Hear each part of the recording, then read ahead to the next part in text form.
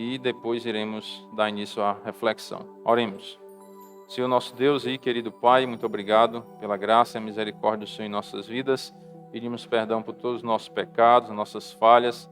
Sabemos que não somos dignos, ó Pai, de ter contato com o Senhor, mas o Senhor, pelo Senhor Jesus Cristo, nos concede essa graça. E ainda nos dá o privilégio de podermos estudar a Tua Palavra e aprendermos conselhos para as nossas vidas, para vivermos de acordo com a Tua vontade, assim como Te agrada para a Tua glória. Pedimos a direção do Teu Santo Espírito em todo esse tempo, possamos aprender da Tua Palavra e também colocar em prática em nossas vidas para a glória do Senhor. Nós oramos em nome do Teu Filho amado, nosso Senhor e Salvador, Jesus Cristo. Amém. Meus queridos, nós vamos dar continuidade no estudo que estamos fazendo no tema Homens Fortes. Nós estamos estudando o capítulo 3 das instruções da liderança familiar. Só para recordarmos um pouco, né? No primeiro capítulo nós estudamos sobre os benefícios da liderança espiritual, vimos vários benefícios, vimos que um dos primeiros ou principais princípios é o valor do caráter, no capítulo 2, que o líder espiritual ele tem que ser uma pessoa de bom caráter, para que assim possa liderar a sua família, e no capítulo 3, os instrumentos da liderança familiar, né? O nosso amigo aqui, eu nem apresentei, mas é porque ele já faz parte, né, aqui da congregação, certo? Já tem sempre nos visitado, e eu vendo ele aqui para que ele não ache que a gente esqueceu dele, viu? Não esquecemos não, é porque ele sempre já participa com a gente, tá bom? Então a gente nem considera mais como visitante, certo? E então, irmãos, no capítulo 3, nós estamos estudando sobre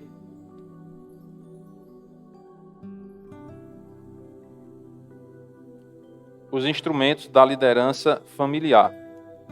Instrumento, quando se fala de instrumento, você vai lembrar de alguma, como se fosse uma ferramenta, né? Algo que você precisa para realizar uma determinada tarefa. E é isso que nós estamos aprendendo nesse capítulo, né? Algumas coisas que nós precisamos saber para realizar bem ou desenvolver bem essa liderança familiar. E hoje nós vamos estudar um subtema, podemos dizer assim: tenha o coração de um líder devotado. Nós precisamos, nós homens, ter um coração de um líder devotado, ou seja, de uma pessoa dedicada a Deus. Não dá muito certo, não tem como nós sermos um líder bem-sucedido na nossa família se nós não formos devotados a Deus. Se nós, homens, não se dedicarmos ao Senhor, nós não nos dedicarmos, não vai dar para desenvolver uma boa liderança familiar. Então nós, homens, líderes dos lares, é que precisamos, em primeiro lugar, desenvolver essa liderança, desenvolver essa devoção a Deus, porque com o nosso exemplo, como eu já tenho falado várias vezes nesse tema que estamos estudando, com o nosso exemplo é que a nossa esposa e os nossos filhos vão também querer servir a Deus. Então nós, homens, devemos ser os primeiros a querer buscar o Senhor, a nos devotarmos ao Senhor, a nos dedicarmos na obra de Deus, para que a nossa família acompanhe o nosso exemplo. E vou repetir a pergunta que já tenho feito. Quem foi o maior líder da história? Jesus, não é? Ele foi e é ainda o maior líder da história. Mas por que ele é o maior líder da história? Salvador. E por que as pessoas querem seguir o exemplo de Jesus? Já dei a resposta, né? Porque ele deu o exemplo, né? Por isso que ele é o maior líder da história, porque ele deu o exemplo. E aí, às vezes, nós pensamos que ser um bom líder é simplesmente estar em um cargo hierárquico acima de outras pessoas. E não é simplesmente isso. Não é porque você tem um cargo hierárquico maior, vou tentar dar um exemplo mais prático, né? Vamos supor que você é o gerente de uma empresa. Não é pelo simples fato de você ser um gerente que você é um bom líder. Você está naquele cargo hierárquico. Mas para que você seja um bom líder, você tem que dar o exemplo de como se faz as coisas. E assim o Senhor Jesus ele fez. Por isso que ele é o melhor líder da história, o maior da história. Porque ele deu o exemplo. Ele não somente disse o que tinha que ser feito, ele fez. Ele cumpriu toda a lei, ele cumpriu todos os mandamentos do Senhor. Então ele nos deu o exemplo de como se deve fazer. Por isso que ele é o homem mais seguido de todo mundo. Não perseguido, mas seguido. As pessoas querem seguir o exemplo dele. É perseguido até aqui também, né? Jesus foi muito perseguido, mas ele venceu, ele triunfou da morte. Ressuscitou ao terceiro dia e assim pode nos conduzir à salvação e também pode nos ressuscitar, porque ele provou até na ressurreição, ele deu o exemplo de que ele tem o poder de sair do túmulo e assim também pode nos ressuscitar um dia. Então, precisamos nos devotar a Deus primeiro para que possamos dar o exemplo para a nossa família. E ele conta aqui no livro, ele diz o seguinte: um sargento é muito efetivo em conseguir que as coisas sejam feitas em seu pilotão. Contudo, Deus não quer sua esposa e seus filhos sempre fazendo flexões. Se a liderança espiritual é um potente carro de corrida, então atitudes de um coração piedoso são a pista onde Deus quer que você corra com este carro. Então Deus quer que nós andemos realmente com esse coração piedoso, uma vida devotada a Deus, dedicada ao Senhor. Embora você possa chegar mais rápido ao trabalho pilotando um carro de corrida pela rodovia, um autódromo é realmente o lugar apropriado para carros desse tipo. Então, asseguremos-nos de que estamos pilotando na pista certa. Examinemos 4 atitudes de coração que compõem o autódromo da liderança. Então, precisamos desenvolver o amor sacrificial. É o primeiro ponto. Amor sacrificial. Vamos para Efésios, capítulo 5, verso 25. Um versículo bastante conhecido, quando se fala do papel do marido na família. Maridos, amai vossa mulher, como também Cristo amou a igreja e a si mesmo se entregou por ela. Então nos mostra aqui o próprio exemplo de Cristo também. Como Cristo amou a igreja e a si mesmo se entregou por ela. Então ser um bom líder, irmãos, não é bater a mão na mesa e dar aquele ar de ignorância, de brutalidade dentro de casa e todo mundo ficar todo se tremendo de medo, né? Eita, quando vem chegando o pai, aí todo mundo se tremendo. A mulher morrendo de medo, os filhos também. Isso não é um sinal de boa liderança não, irmãos. Isso é um sinal de imposição das coisas que não desenvolveu da maneira correta a liderança que Deus quer que nós desenvolvamos. Pelo contrário, quando o líder do lar chega em casa, a família não é para ficar tremendo de medo, mas é ficar pulando de alegria. Que beleza, né? O esposo está chegando, o meu papai está chegando. Aí quer correr, dar um abraço no pai. A cultura nossa, antigamente, infelizmente, alguns chefes de família criavam, educavam sua família dessa forma. Quando ele chegava em casa, os filhos se escondiam. Era ou não? Vocês já ouviram algumas histórias assim? Os filhos se escondiam com medo. Era como se viesse um monstro chegando, né? É o líder do lar. Mas os filhos se escondiam tudo com medo. A mulher ficava toda se tremendo, morrendo de medo de levar uma surra ou uns carão bem grande. Isso não é liderança, irmãos. Bíblica, não. Não é liderança bíblica. A liderança bíblica, ela envolve o amor sacrificial. Que a família goste de ter aquele líder em casa. Fique sentindo saudade, sentindo falta de quando aquele líder sai de casa. Aí quando chega, uma alegria para a família. Os filhos se alegram, a esposa se alegra. Essa é a verdadeira liderança que Deus quer que o homem desenvolva no seu lar. E para isso, nós, homens, precisamos desenvolver esse amor sacrificial. Assim como Cristo se entregou pela igreja, nós devemos nos entregar pela nossa família também. Pela esposa, pelos filhos. Para que a família perceba que nós, às vezes, abrimos mão de alguma coisa, às vezes das nossas vontades, do nosso querer, para dar assistência à família, para dar atenção à esposa, para dar atenção aos filhos. Essa é uma liderança amorosa, a liderança de devoção, em primeiro lugar, a Deus e cuidar da família. E não simplesmente afugentar a família ou amedrontar a família.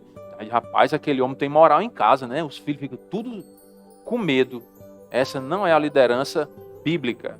Não é o que Deus quer que nós desenvolvamos na nossa família. Tem que ser uma liderança amorosa. Já começa dizendo, amai vossa mulher.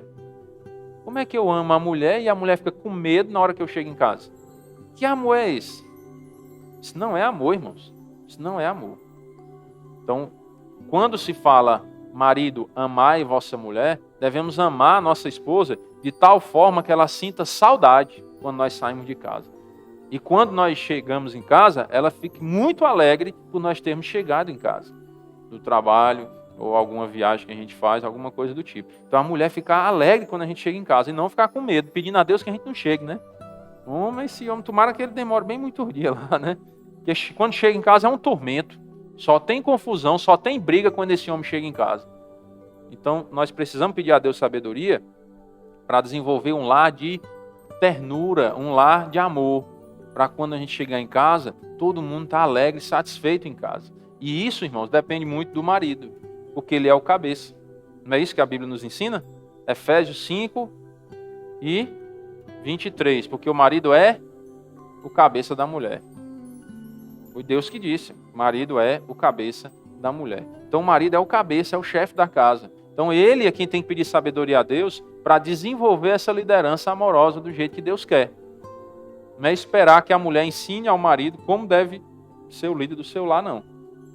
O homem bíblico, ele tem que buscar a Deus para aprender como liderar o seu lar. E aí repito sempre, né? Essa atitude da liderança bíblica nós devemos esperar dos homens crentes ou descrentes? Dos crentes, irmãos, porque o homem descrente ele não vai querer obedecer a Deus nesse sentido, não. Porque a cultura do mundo é que o marido tem que chegar em casa e... Olha, mulher, aqui é assim, quem manda sou eu, né? É o que o mundo ensina. Mas a liderança bíblica é diferente, né? É amorosa. Não é o homem ser frouxo, barriga branca, como costumam dizer, ou um banana, um mole, não. É ele saber liderar o seu lar, mas de uma forma amorosa, para que a família respeite o líder, o cabeça do lar. Respeite. Por quê? Porque ele ama a família. Porque ele se entrega pela família. Amai vossa mulher, como também Cristo amou a igreja, e assim mesmo se entregou por ela. Às vezes abre mão dos seus próprios interesses para se sacrificar pela esposa e pelos filhos. E se sacrificar não é simplesmente no sentido de estar disposto a morrer pela esposa e a morrer pelos filhos, não. Não é só nesse ponto. É em outros aspectos também. Está disposto, às vezes, de abrir mão do seu tempo com um amigo.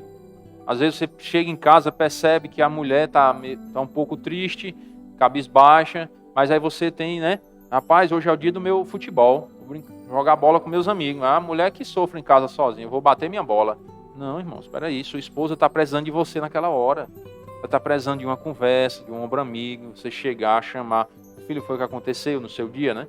Estou percebendo que você não está bem, está um pouco diferente. Foi o que aconteceu. Rapaz, mas aí os amigos ligam, né? Ei, rapaz, o nosso futebolzinho hoje e tal. Não, amigo, hoje eu não vou poder ir, não. Estou tendo que resolver aqui uma coisa aqui em casa. Tem que ter um equilíbrio para ter cuidado também, para não ser motivo de chacota, né? Porque aí sua esposa também pode ser zombada pelos seus amigos. Ah, pai, tá sendo mandado pela mulher? Não, amigo, é porque eu tenho um compromisso sério para resolver hoje aqui em casa. Acabou. Né? Trata com seriedade para que os seus amigos respeitem você e a sua esposa também. Então precisamos, irmãos, de muita sabedoria. Pedir a Deus sabedoria para saber como liderar o nosso lar. Nós não podemos estar querendo dar satisfação ao mundo, não. Temos que dar satisfação a Deus. Porque nós vamos prestar conta com Deus na eternidade. Então nós precisamos agir de maneira bíblica, assim como o Senhor nos ensina. Para que, quando formos prestar conta, servo bom e fiel, possamos ouvir isso, né? Servo bom e fiel. Porque demos prioridade a fazer o que agradava ao Senhor. Então, qual é a prioridade? É você jogar futebol com os amigos? Ou é você cuidar da sua família? Se você chega em casa e um filho seu está doente, você vai jogar futebol com os amigos e deixar seu filho doente? Vai? Não, né? Não pode. Você vai deixar seu filho doente. E se a esposa não está bem? Também você não vai deixar a sua esposa em casa e sair para o futebol com os amigos. Não, hoje não, vou cuidar da minha esposa. E às vezes, irmãos, o problema da esposa não é nem um problema de saúde. Você tem que levar para o hospital, não. Às vezes ela quer só uma conversa. Ela quer só que você escute ela. Que ela passou algum problema e quer desabafar. E aí você só senta e escuta. E pronto, já deu o remédio. Às vezes o remédio que a esposa quer é só 2 ouvidos, né? Escutar. Ela quer desabafar com alguém. E aí quando você tirou ela da casa dos pais, você é quem tem que ouvir agora. Porque antes quem ouvia os desabafos da mulher, quem era? Os pais, né? Você não tirou ela da casa dos pais? Então agora o marido é quem tem que ouvir os desabafos da mulher. E assim poder aconselhar ela. Ó, meu filho, vamos fazer isso, isso, isso. Irmão, mas é porque eu não sei dar conselho bíblico, não. Pois peça a Deus sabedoria, que Ele dá. Aí você começa a estudar as Escrituras, começa a ouvir a Bíblia, começa a congregar mais, para aprender mais instruções da palavra de Deus, para saber instruir a sua família, a sua esposa e os seus filhos nos caminhos do Senhor. Então esse é um pouco do amor sacrificial que nós temos que aprender a desenvolver na nossa casa, na nossa família.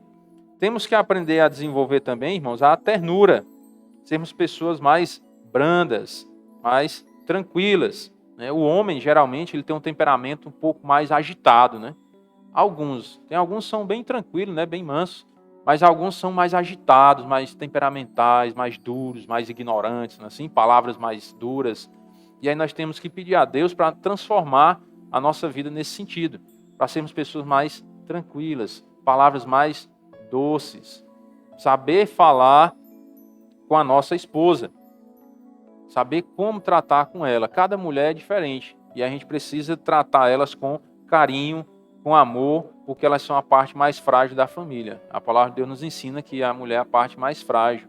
E aí nós não podemos tratar a nossa esposa como a gente trata os amigos na rua, né? Diz que os homens, quando se encontram, esculhambam um ao outro, né? Ei, caba, velho, sem futuro, né? Assim? Careca, velho, desse, né? Esculhamba. A gente vai fazer isso com a esposa, né? Não vai, porque a mulher é um pouco diferente. E a mulher a gente já tem que tratar ela com mais carinho, mais cuidado, porque ela é a parte mais frágil. Então temos que desenvolver essa diferença, de compreender isso e tratar nossa esposa de maneira carinhosa. Efésios 5:28 diz assim: assim também os maridos devem amar a sua mulher como ao próprio corpo. Quem ama a sua esposa, a si mesmo se ama. Versículo 29. Porque ninguém jamais odiou a própria carne. Antes a alimenta e dela cuida, como também Cristo faz com a igreja, porque somos membros do seu corpo, membros do corpo de Cristo. Você maltrata o seu próprio corpo? Marido, homem, você maltrata seu corpo? Bate em si mesmo? Né? Você diz palavrão consigo mesmo? Palavras ofensivas? Diz? Não, né? Geralmente não. Então como é que você faz isso com a esposa? Não pode. Porque quando você casa com a esposa, a Bíblia diz que os dois são uma só carne. Então se você não maltrata a sua própria carne, por que você vai maltratar a esposa? Ela agora é parte da sua carne. Os dois são uma só carne. A questão da ternura envolve isso. Você ter uma compreensão de que agora a sua esposa é sua companheira de vida eterna. A sua esposa, ela é uma só carne com você. Então você tem que cuidar dela. Você não pode maltratar a esposa. Você não pode dizer palavrões com a esposa. Se está com o nervo, a flor da pele, o sangue quente, então sai um pouco, né? Esfria a cabeça. Deixa a poeira baixar. Aí volta. E aí conversa e resolve o problema. Mas não ficar ofendendo a esposa, maltratando a esposa. Nós não podemos fazer isso. Se nós fazemos, irmãos, temos que consertar os nossos erros. Não é desistir, não. Porque às vezes nós temos a mania de pensar assim, pai, eu estou tantos anos casado, não consegui mudar isso, então vou desistir, chutar o pau da barraca mesmo, estou nem aí. Não é assim, não. É clamar a Deus por suas misericórdias para que Ele transforme a nossa vida. Porque Ele pode transformar. Ele tem poder para mudar as nossas vidas. E às vezes leva um tempo.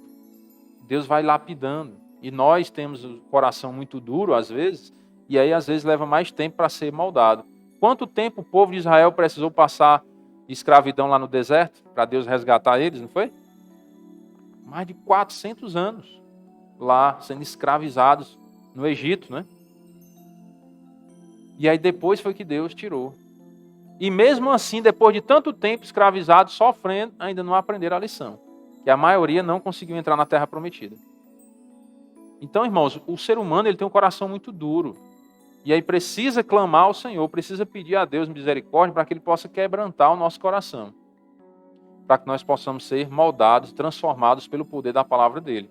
Somente assim nós vamos conseguir fazer a vontade do Senhor. O terceiro ponto é o discernimento. É um ponto muito importante que precisamos aprender também. 1 Pedro capítulo 3, verso 7. Diz assim a palavra do Senhor: maridos, vós igualmente vivei a vida comum do lar, com discernimento, e tendo consideração para com a vossa mulher como parte mais frágil. Tratai-a com dignidade, porque sois juntamente herdeiros da mesma graça de vida, para que não se interrompam as vossas orações. Às vezes, irmãos, nós dizemos assim, não, mas nós vamos sempre à igreja, né? Sempre nós vamos à igreja, estamos lá congregando, mas as coisas não andam, a coisa não se encaixa, né? Mas aí, se nós vamos parar para pensar, às vezes nós estamos falhando nisso. Nós não estamos agindo com discernimento, vivendo a vida comum do lar. Nós não estamos tratando a nossa esposa como parte mais frágil, com consideração, com respeito. Discernimento é com bom senso. Você tem aquela sensibilidade para perceber as coisas e saber tratar cada coisa de forma diferente. Existe uma fórmula mágica como se deve tratar cada mulher? Existe uma fórmula mágica? Não, peraí. Vamos passar aqui como se fosse uma receita de bolo, né? Ó, para você ser bem sucedido na sua vida matrimonial, então você tem que seguir esses passos, né? Assim a receita de bolo?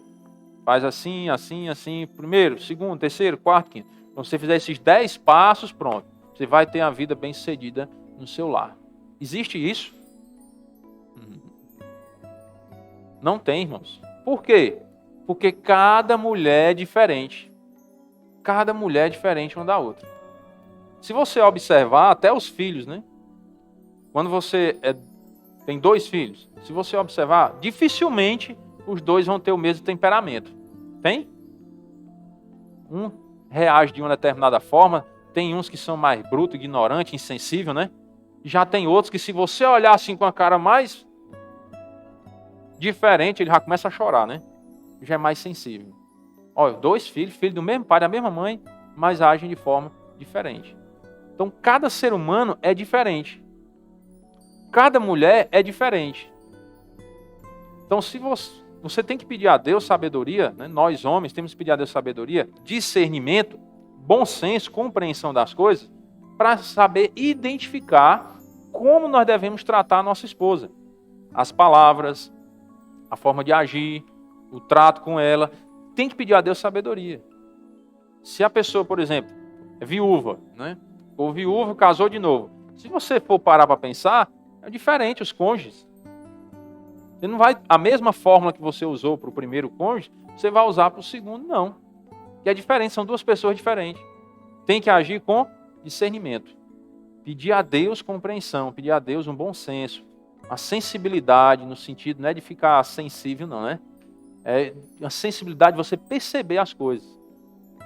Se você convive com uma pessoa dentro de casa, você percebe, às vezes quando a mulher chega um pouco diferente em casa, você percebe, hoje ela está mais triste, ou ela está conversando menos, ela está mais pensativa. Às vezes você percebe, a mulher lavando a louça e você percebe que ela está mais concentrada ali, não está muito de conversa, então você consegue perceber que ela não está legal, que ela não está bem, então precisa de uma conversa. Mas às vezes, nós homens somos tão tapados, né? Que a gente já chega do trabalho cansado, aí a gente vai logo pro celular, né? Aí vai jogar ou vai mandar mensagem, sabe lá para o quê, faz as postagens nas redes sociais e nem observa a mulher.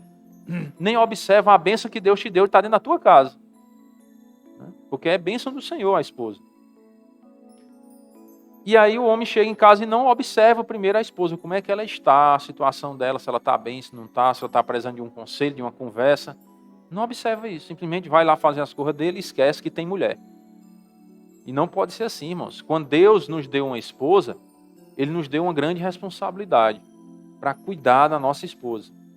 Não é à toa que Ele permite que você tire uma filha da casa dos pais e trazer para a sua casa, não. É para você e eu, nós homens, temos responsabilidade de cuidar da nossa esposa. E aí nós temos que estar atentos ao que está acontecendo.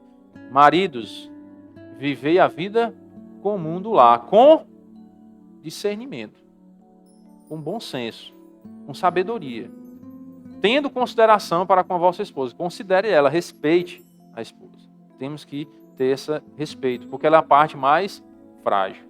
Temos que tratá-la com dignidade, porque nós somos herdeiros da mesma graça de vida, nós somos herdeiros de vida eterna, somos companheiros de vida eterna.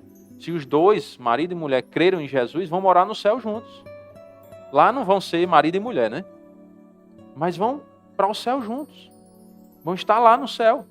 Então temos que pensar também nisso. Quando pensar na esposa, não pense só como uma pessoa que está ali, pronta, morreu, acabou, não. Se os dois creram em Jesus, vocês vão por toda a eternidade estar no céu. Então pense que a mesma graça, o mesmo sangue que foi derramado na cruz do Calvário por você, marido, foi derramado também pela esposa. E por isso temos que respeitar, porque a mesma graça divina está sobre ela também. Então não podemos tratar a esposa de qualquer forma. Tem que ser com discernimento, com sabedoria, tendo cuidado nas palavras, tendo cuidado como nós damos atenção à nossa esposa. Tratar ela com discernimento. E também temos que tratar com honra. Temos que aprender a desenvolver a honra com a nossa esposa. Pedro também instruiu os maridos a mostrar consideração para com a vossa mulher como parte mais frágil. Tratá-la com dignidade, porque são herdeiros da mesma graça de vida. Honrar a parte mais frágil fala do precioso valor da esposa, como vaso fino ou uma peça rara de porcelana. Ele conta uma historiazinha aqui que eu vou ler para vocês, que eu achei bem interessante. Ele diz o seguinte: quando estou em lojas que vendem louças caras, sou extremamente cuidadoso. Se toco em alguma peça, manuseio com cuidado e apreço. Nesse caso, o fato de um vaso ser frágil não é sinal de inferioridade, mas de supremo valor. Nossa esposa é dádiva preciosa do Senhor para nós. Precisamos considerá-la como tal. Quando se fala que temos que tratar a esposa como parte mais frágil, não é porque ela é inferior a nós, não. É tanto que a mulher ela foi feita de qual parte do homem? Da costela, né? Não foi do pé, não. E nem da cabeça, né? Foi da costela. Então a mulher nem é para ficar acima do homem e nem abaixo. É igual, é igualdade, é uma companheira. Não é para nós considerarmos a esposa como sendo uma parte inferior.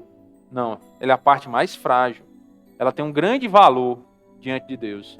Então, homem e mulher são iguais perante Deus. Eles custaram o mesmo preço da salvação. O mesmo sangue que foi derramado para salvar o homem, foi derramado para salvar a mulher. Então, eles têm o mesmo valor diante de Deus. Por isso, eles devem se respeitar. É um dos princípios que eu sempre falo, que ajuda muito a viver a vida conjugal. É o respeito. Primeiro, é o temor de Deus, que é respeitar a Deus. Segundo, respeito entre marido e mulher. Quando um respeita o outro, vai bem. Dá para andar bem. Aí você me pergunta, irmão, qual é o segredo para ter um casamento perfeito? O irmão faz as perguntas, né? Casamento perfeito. Qual o segredo? Só se nós casássemos lá no céu, né? E vivêssemos lá, casados lá. Mas aqui nesse mundo não tem casamento perfeito, irmãos. Não tem. Podemos ter bons casamentos. O meu casamento é bom, é agradável, eu gosto da vida conjugal. Mas casamento perfeito não existe. Não existe. Porque para ser perfeito não poderia ter pecado. E são dois pecadores na mesma casa, então não tem como ser perfeito. Mas pode ser bom. Se nós seguirmos as instruções de Deus, podemos ter um bom casamento. E um ponto muito importante é o respeito. Temos que respeitar, primeiramente a Deus e depois o nosso cônjuge. Porque se falta o respeito, irmãos, aí vai perdendo a confiança, vai perdendo aquele apreço, aquele apego à pessoa. Então precisa desenvolver o respeito. Se um faz uma coisa, respeito, não é respeitar se fez uma coisa errada, né? Se fez uma coisa errada, tem que corrigir o erro. Mas como é que se evita tomar decisões erradas separadamente? O homem toma uma decisão errada para cá, a mulher toma uma decisão errada para lá. Como é que se evita isso? Diálogo. Diálogo. Tem que conversar, irmãos. Antes de tomar alguma decisão, desenvolvam essa prática de sentar os dois e vamos conversar. E aí coloca os prós, os contras, um entende o outro, um respeita o outro, e aí vamos decidir. E pronto, fica tudo combinado, então é aí que você agir com respeito, respeitando a decisão do outro. É como na questão da disciplina dos filhos, né? Se o marido disciplina o filho, a mulher não pode lá interferir, não. Se a mulher disciplinar um filho, o marido não pode interferir também, não. Tem que respeitar a autoridade de cada um com relação aos filhos.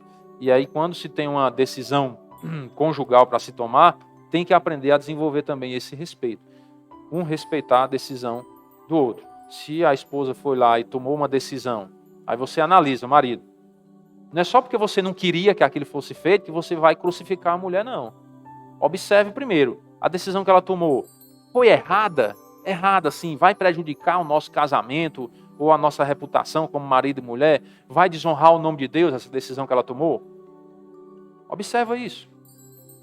Não vai afetar nada no nosso casamento, não vai desonrar o nome do Senhor, essa decisão que ela tomou. Então não desfaça não, irmãos.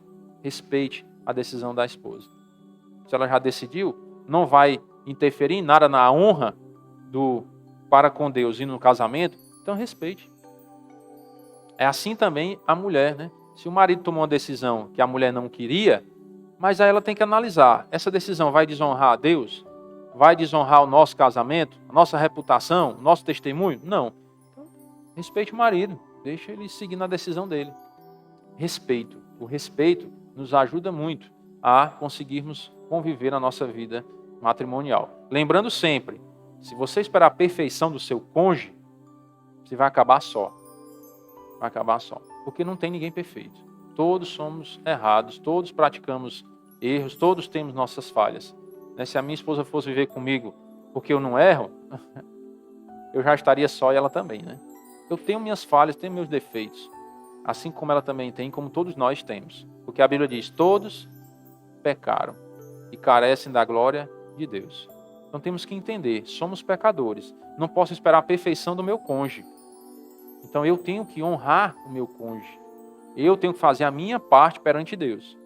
E aí, instruir eu como cabeça do lar, tenho que instruir a minha esposa como ela deve honrar a Deus também, em primeiro lugar. E aí, cada um fazer a sua parte e o casamento anda muito bem dessa forma. Então, note que as esposas são chamadas também de herdeiras convosco da mesma graça de vida. Então, isso significa que diante de Deus, o marido e a mulher são completamente iguais. Embora tenhamos papéis diferentes. O marido, ele não vai agir como mulher, nem a mulher como marido. Cada um tem o seu papel, mas são iguais, têm o mesmo valor perante Deus. Por isso precisa haver o respeito. E, irmãos, nós temos que pedir a Deus sabedoria. Pedir a Deus sabedoria. Porque se nós quisermos dirigir o nosso casamento de acordo com o que nós achamos que é certo, de acordo com o que o mundo ensina que é certo, vai dar errado. Vai dar errado. Porque o casamento é uma instituição mundana ou é uma instituição sagrada? Sagrada, porque quem instituiu o casamento foi Deus. Então nós precisamos dos conselhos de Deus para saber dirigir o nosso casamento. Se nós formos no conselho do mundo, vai dar errado. Vai dar errado. Pode ter certeza disso. Porque o mundo jaz no maligno. O mundo está no diabo, irmãos. A Bíblia diz isso.